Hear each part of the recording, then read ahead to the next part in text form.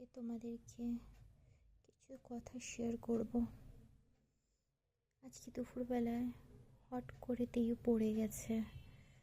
আমি ওকে বসিয়ে একটু কাজ করতে গেছিলাম, আর তার মধ্যে ওর কান্নার আওয়াজ শুনে ছুটে আসি। তখন দেখি যে ও দেয়ালের সামনে পড়ে রয়েছে। মনে এখনো তো সেইভাবে বসতে পারে না। ঘুরতে গিয়ে ব্যাস দেয়ালের সামনে পড়ে এই সাইডটা লাল হয়ে পুরো ফুলে গেছে। ছেলেটার খুব কান্নাকাটি করছিল, ওকে তো সামলানোই যাচ্ছিল না। একবার মা চুপ করাচ্ছে, একবার আমি, কিন্তু তাও ছেলে চুপ হয় না।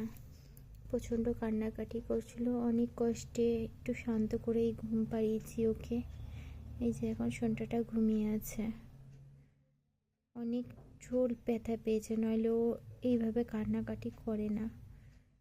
আর এই সাইডটা পুরো ফুলে লাল হয়ে গেছে ছেলেটার।